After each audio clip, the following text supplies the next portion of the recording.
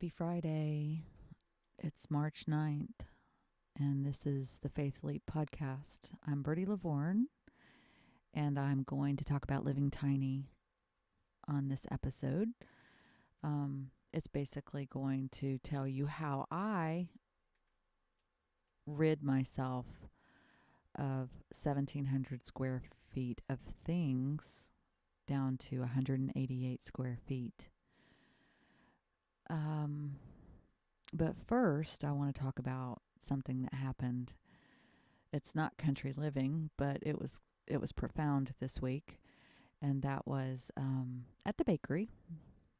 I was looking out the doors. We were very slow, and we have a beautiful landscape to look out. And I just kind of, stare out into outer space, looking at the beautiful sunsets and things like that, the birds flying.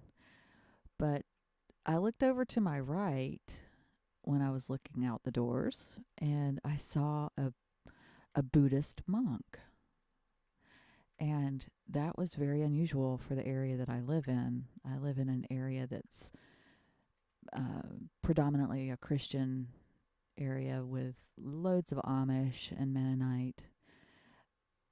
And here was this Buddhist monk in these gorgeous saffron robes, and the wind was blowing and his robes were flowing, and it was kind of like a dream. And I instantly opened the doors and ran to him.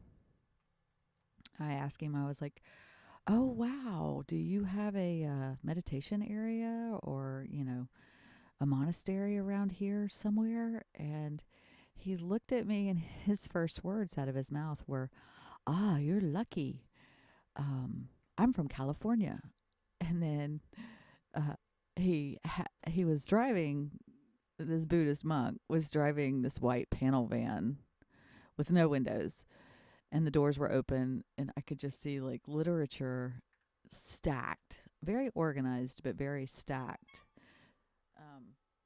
And he closed one of the doors and he showed me his California plates. He's like, "I'm from California." And I was like, "All right, well, what are you doing here?" But he proceeded to giggle with me, and we shared, some thoughts. And he kept digging through the back of his van, the little partitions, and he would say, "Oh, you need this." And he gave me like some posters and some pamphlets on meditation and a little book about Buddhism.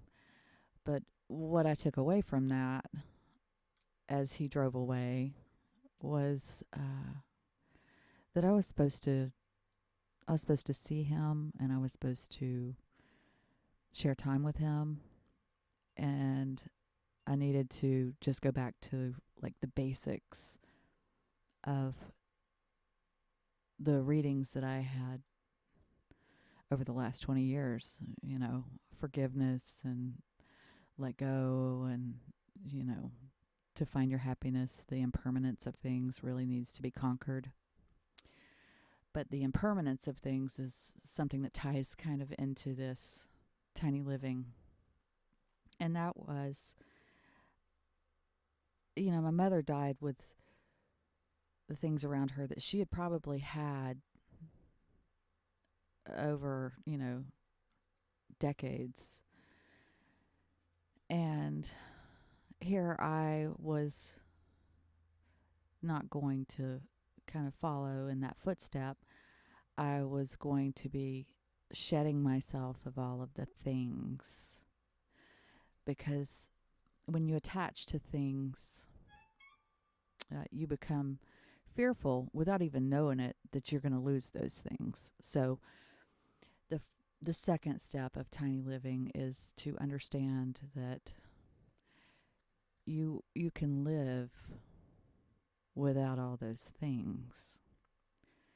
And the way that you go about shedding yourself from the things is what I did was I walked through my house initially. This was about 6 months ahead of my departure time, maybe 7 months. And I started looking at every single thing that was in my house, and I would hold it and I would say, do I have to have this? Is, do I have to keep this? Um, and I had cleared out a room to put the things that I felt like I had to keep in that room. And then I had another room of the things that didn't have that grip on me that I could give away. So the first pass was kind of easy because you still know you have some time. And the things that you put into the must keep room, you're not feeling quite as panicked because you still have time. And you do that for about 2 months. You touch everything.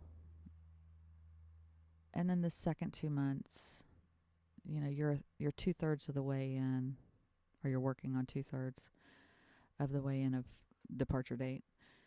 And you start to realize that you have a lot of things in your must keep room that you have to go back through. So I went into the must keep room and I touched every one of those things again. And I asked myself, do I have to keep this? And with that second pass, I was able to cut the items in that room down by another half. And,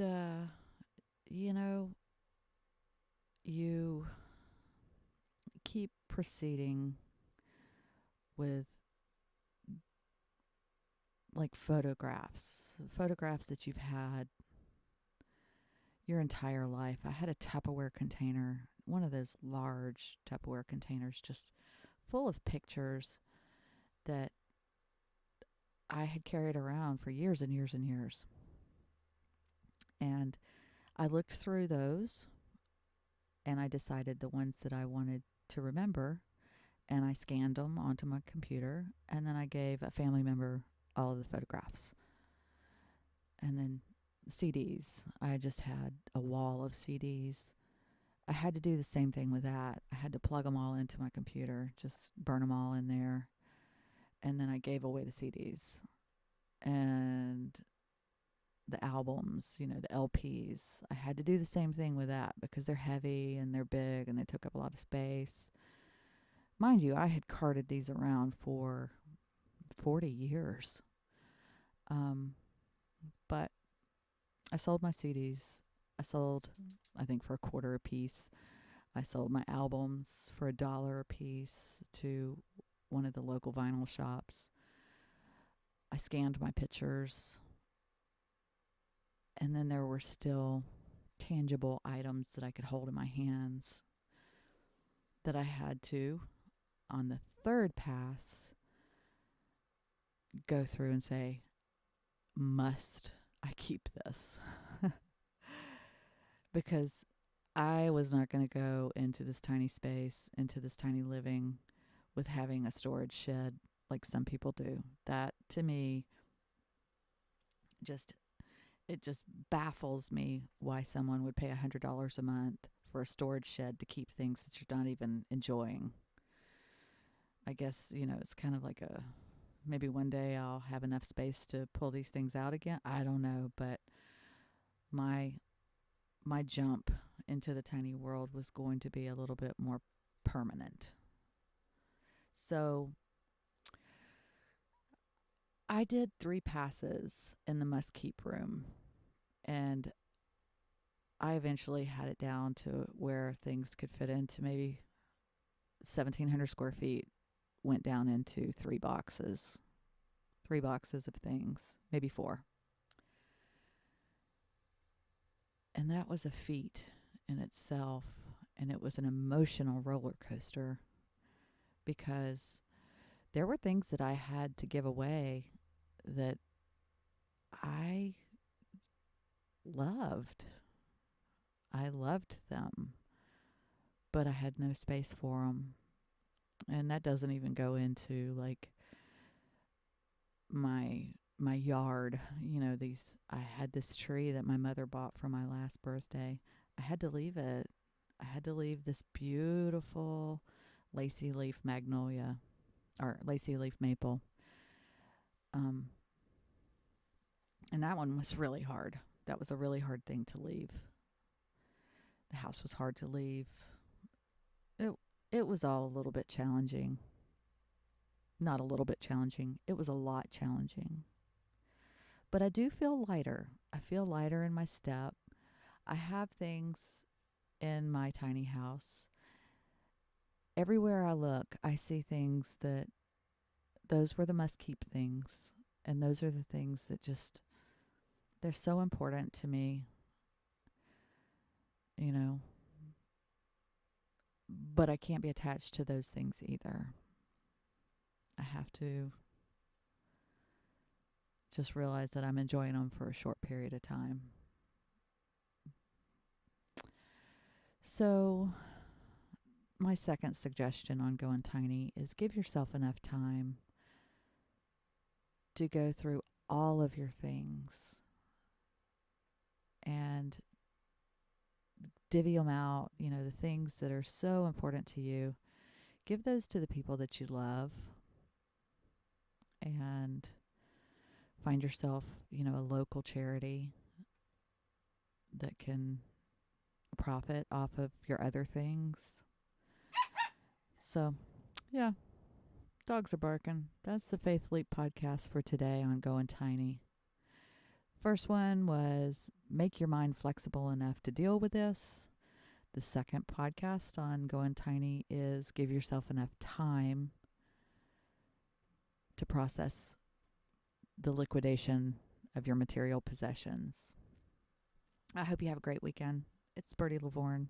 Take care. Peace out.